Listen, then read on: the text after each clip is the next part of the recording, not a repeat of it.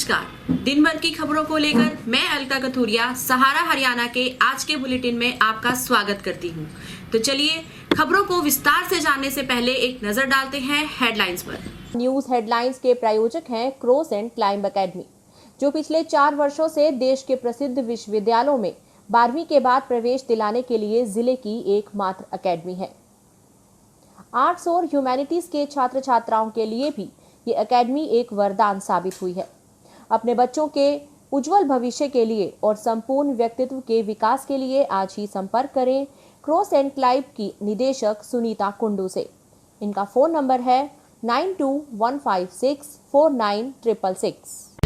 पूर्व मुख्यमंत्री भूपेंद्र सिंह हुड्डा ने किसानों को महापंचायत के सफल होने पर दी बधाई। रोहतक के बहुचर्चित हत्याकांड में आरोपी अभिषेक उर्फ मोनू को कोर्ट ने भेजा न्यायिक हिरासत में। रविवार को खत्म हो गई थी रिमांड की अवधि। पीजीआईएमएस में 8 सितंबर तक मनाया जाएगा नेत्रदान पखवाड़े के रूप में। सदगुरु सिद्धार्थ ओलिया जी ने कहा कि अहंकार हमारे जीवन में सबसे बड़ा दाग है। Haryana government PWD mechanical workers union की खंड स्तरीय कार्यकारिणी का हुआ गठन। जुलाना में राज्यसभा सांसद दीपेंद्र हुड्डा पहुंचे और किसान के परिवार को दी सांत्वना। पिछले 9 महीने से किसान दिल्ली के टिकरी बॉर्डर पर था धरने में शामिल, वहीं हुई मौत। पूर्व मुख्यमंत्री एवं नेता प्रतिपक्ष भूपेंद्र सिंह हुड्डा बोले कि किसानों की मांगे जायज हैं, इन्हें जल्द पूरा करे सरकार। उन्होंने मुजफ्फरनगर किसान महापंचायत के शांतिपूर्वक और सफल आयोजन के लिए किसान भाइयों को बधाई दी। हुड्डा ने कहा, अन्नदाता की मांगे जायज हैं और जब तक अन्नदाता की मांगों पर बीजेपी सरकार बातचीत से सम्मानजनक समाधान नहीं निकालती, तब तक हमारा पूरा समर्थन जारी रहेगा। महीने से बैठे हैं किसान और एक किसान संगठन ही उनका नेतृत्व कर रहे हैं और कल जो हुआ अच्छी बड़ी वो काफ़ी बड़ी वो हुई और शांतिप्रिय ढंग से हुआ। बात तो वही है जो 9 महीने से कह रहे हैं। जहाँ तक हमारी पार्टी का सवाल है, उनकी मांगों का समर्थन है।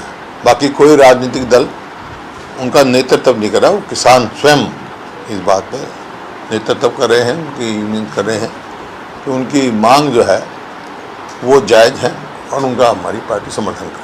तो रोज़ ही कहते ही है कि भाई जैसे बात है कोई भी वो हो, उसका प्रजातंत्र में समाधान, आदान प्रदान और फिर समाधान, तो बातचीत शुरू करनी चाहिए और इसका जो है सम्मानपूर्वक इसका समाधान सरकार को निकालना चाहिए। बातचीत करके इनका जो है करना चाहिए, समाधान निकालना चाहिए। देखिए, जो करनाल में लाठीचार्ज हुआ था और उस टाइम में बहुत बड़े सवालिया निशान उठे थे सरकार की कार्यशैली पे, क्योंकि जो किसान थे उनका प्रदर्शन, प्रजातंत्र में प्रदर्शन करना, अपनी आवाज़ उठाना सबका अधिकार है। कोई प्रोवोकेशन उनकी तरफ से नहीं थी। लेकिन जिस प्रकार से लाठीचार्ज हुआ वो सारा ने वीडियो भी देखा उसके, और उसके आधार पे मैंने कहा था कि इसको सारे इंसिडेंट्स की व्यक्ति की नहीं, जुडिशियल इंक्वायरी होनी चाहिए, या तो सिटिंग हाई कोर्ट के जज द्वारा या रिटायर्ड हाई कोर्ट के जज द्वारा।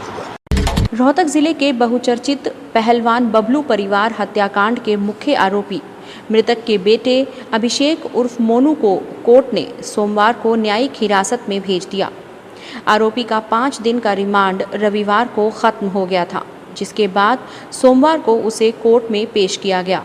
वहीं जब आरोपी की रिमांड अवधि आगे बढ़ाने को लेकर SIT incharge DSP Gorakhpal Rana से बात की गई तो उन्होंने कहा कि आरोपी को हर तरीके से, हर एंगल पर बारीकी से पूछताछ की जा चुकी है। वारदात में प्रयुक्त हथियार और अन्य चीज़ें भी बरामद हो चुकी हैं और अब उससे कोई पूछताछ बाकी नहीं है, इसलिए उसकी रिमांड अवधि नहीं बढ़ाई गई है। यहाँ आपको बता दें कि रोहतक की झज्जर चुंगी स्थित विजयनगर की बागवारी गली में 27 अगस्त को बबलू पहलवान और उसके परिवार की गोली मारकर हत्या कर दी गई थी। बबलू, उसकी पत्नी, उसकी सास रोशनी, उसकी बेटी तमन्ना को मौत के घाट उतारा गया था। बबलू, उसकी पत्नी बबली और रोशनी की मौके पर ही मौत हो गई, लेकिन तमन्ना ने 2 दिन के उपचार के बाद पीजीआई रोहतक में दम तोड़ा। जांच पड़ताल के बाद पुलिस को मृतक बबलू के 20 वर्षीय बेटे अभिषेक उर्फ मोनू पर शक हुआ, क्योंकि वो बार बार बयान बदल रहा था। इसलिए पुलिस ने अभिषेक को हिरासत में लेकर सख्ती से पूछताछ की तो उसने हत्याओं को अंजाम देना कबूल कर लिया।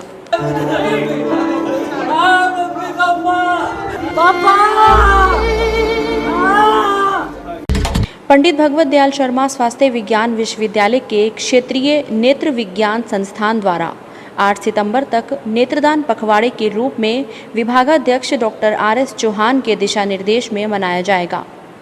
इसके तहत विभिन्न जागरूकता कार्यक्रमों का आयोजन किया जा रहा है ताकि अधिक से अधिक लोगों को नेत्रदान के प्रति जागरूक किया जा सके।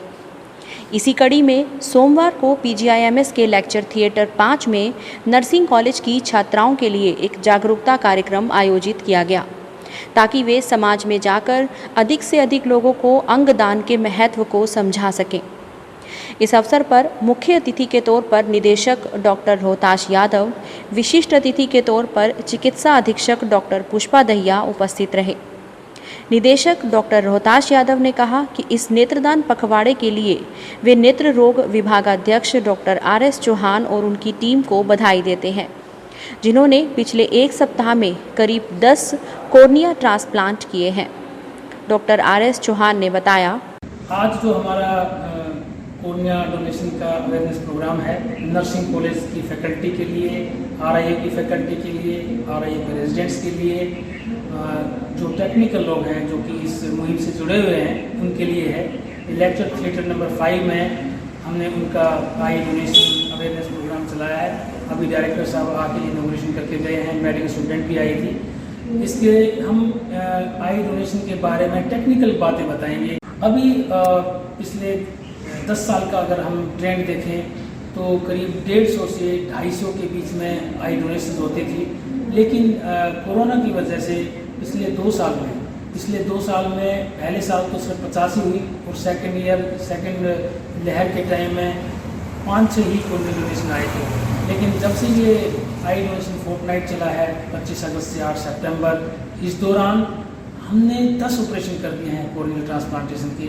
इसका मतलब है कि अवेयरनेस फैलाने से लोगों में जागृति आई है और लोगों ने डोनेशन करना शुरू किया है। हमें आशा है कि आगे हम इस मुहिम को आगे निकालेंगे और हमारे जो ब्लाइंड लोग हैं कोर्निया डिजीज़ की वजह से उनको इसका बेहद फ़ायदा होगा। ओशोधारा नानक धाम मूर्थल के संस्थापक सदगुरु सिद्धार्थ ओलिया जी ने अपने 134वें संस्करण सुनो भाई साधो पर ऑनलाइन आकर संतवाणी पर बोलते हुए कहा कि अहंकार हमारे जीवन में सबसे बड़ा दाग है। ओशोधारा मैत्री संघ रोहतक के जोनल कोऑर्डिनेटर संदीप नैन ने कहा कि विश्व के महानतम संत सदगुरु सिद्धार्थ ओलिया जी ने अपने आध्यात्मिक संदेश में ओंकार के महत्व पर प्रकाश डाला। उन्होंने कहा कि किसी भी धर्म में, चाहे वो हिंदू हो, सिख हो, बौद्ध, जैन या ईसाई हो, कोई भी धर्म हो, उसमें मूल तत्व नाद है। कहते कबीर साहब, मानी जान जिया अपने, कहते हैं इसलिए प्रश्न उठाओ कि मैं कौन हूँ। प्रश्न उठाओ कि ये शरीर हमारा है, तो देखोगे तुम पाओगे कि नहीं, ये शरीर तो उपहार है, आज है कल नहीं है, इस पर अधिकार जमाना उचित नहीं है। जिसके लिए कबीर साहब अन्यत्र कहते हैं, चादर ओढ़ शंका मत करियो 2 दिन तुमको देने। ये जीवन की चादर ओढ़ करके ये शंका मत करने लगना कि ये तो चादर हमेशा के लिए मेरी नहीं। 2 दिन के लिए परमात्मा ने तुमको दिया है, 4 दिन के लिए परमात्मा ने तुमको दिया और एक ये चदरिया ये वापस ले लेगा। कहते कबीर साहब, है यह वस्तु वीरानी, इसको ठीक से समझो कि ये मेरी चादर नहीं है, ये हमारी नहीं है, किसी और की है, ये पराई चादर है, ये परमात्मा का उपहार है। एक दिन परमात्मा समेट लेगा, ले लेगा। जिसके लिए अष्टावक्र कहते हैं, देह हूँ मैं नहीं, देह मेरी नहीं, हे जनक जिसने जाना है योगी वही। कहते हे जनक, न तो मैं देह हूँ और न ये देह मेरी है। हे जनक जिसने जाना है योगी वही। हे जनक, जो इस बात को जान लेता है वो देह से तादाद में तोड़ता है और चैतन्य से तादाद में जोड़ता है, और वही योगी है। Haryana government PWD mechanical workers union जिला रोहतक की IB भालोट ब्रांच का खंड स्तरीय कार्यकारिणी का गठन यूनियन कार्यालय पर संपन्न हुआ। खंड स्तरीय कार्यकारिणी की अध्यक्षता जिला प्रधान शिव कुमार ने की। चुनाव पर्यवेक्षक के रूप में राज्य प्रचार सचिव राकेश लाकड़ा, जिला कोषाध्यक्ष मंजीत पांचाल, जिला ऑडिटर कप्तान सिंह मौजूद रहे और ये चुनाव सर्वसम्मति से संपन्न हुआ। इससे पहले पहली कार्यकारिणी से इस्तीफा लिया गया और नई खंड स्तरीय कार्यकारिणी का गठन किया गया। नई कार्यकारिणी में चेयरमैन, कप्तान, प्रधान पद के लिए नरेश हुड्डा, सचिव प्रदीप, कोषाध्यक्ष रणबीर खत्री, वरिष्ठ उप प्रधान सोनी, उप प्रधान संदीप को चुना गया। जुलाना में कांग्रेस पार्टी के राज्यसभा सांसद दीपेंद्र हुड्डा ने पिछले दिनों दिल्ली के टिकरी बॉर्डर पर मरे किसान के परिजनों से मिलकर दुख व्यक्त किया और सांत्वना दी। इस दौरान उन्होंने कहा कि कांग्रेस पार्टी हमेशा से किसानों के साथ उनके सुख दुख में साथ खड़ी है और मौजूदा सरकार पर कटाक्ष करते हुए उन्होंने कहा कि हरियाणा सरकार पूरी तरह से फेल है और किसान विरोधी सरकार है। दीपेंद्र हुड्डा जींद जिले के जुलाना और पिल्लूखेड़ा क्षेत्र में कार्यकर्ताओं के साथ रूबरू हो रहे हैं। इस दौरान वे कार्यकर्ताओं के घर पर जलपान भी ग्रहण करेंगे। दीपेंद्र हुड्डा के कार्यक्रम अलग अलग स्थानों पर निर्धारित किए गए हैं। इसमें ऐसा दिखाई देता है कि ये सरकार बहरी ही नहीं बेदर्द सरकार है। जो 10 महीने का एक आंदोलन जिसमें लगभग 550-600 जाने जा चुके हैं, ऐसे आंदोलन का भी संज्ञान नहीं ले रही और लोगों की जनभावना के अनुसार इन तीनों कानूनों को वापस लेने का काम नहीं कर रही। बड़ी दुर्भाग्यपूर्ण परिस्थिति बनी हुई है और इसमें हरियाणा सरकार देश में सबसे बड़ी किसान विरोधी सरकार के रूप में अपने आप को साबित करने में भी जुटी हुई है। जिस तरीके से इन 10 महीने में किसानों पे लाठीचार्ज, आठवार, कहीं वाटर कैनन की बौछारों के निशानों पे किसानों को लिया गया तो कहीं आंसू गैस के गोले छोड़े गए, कहीं झूठे मुकदमे हजारों किसानों पर, यहाँ तक कि देशद्रोह का मुकदमा जिसमें शामिल है। तो दिखाई देता है कि हरियाणा के अंदर किसान की आवाज़ को कुचलने के लिए हरियाणा को एक प्रयोगशाला के रूप में कहीं ना कहीं ये सरकार मान रही है। लेकिन इस सरकार को समझना चाहिए किसान की और मजदूर की आवाज़, किसान और गरीब की आवाज़ कुचली नहीं जा सकती। आज नहीं तो कल इस सरकार का अहंकार जरूर टूटेगा। तो कल जो मुजफ्फरनगर की जो आपने पंचायत की, वो भी इस बात का एक प्रतीक था कि लोगों की भावना, किसान की जो ये मांग है 3 कानूनों वापस लेने की, इस मांग के साथ लोगों की भावना जुड़ी हुई है। ये जहाँ तक आंदोलन है, ये आंदोलन शांति और संयम के रास्ते पर यह आंदोलन चल रहा है और ये ऐसा चले, ऐसे शांति और संयम के रास्ते पे ही मैं समझता हूँ कि लोकतंत्र में कोई संघर्ष जो होता है वो सफल इसी रास्ते पे चल के हो पाता है।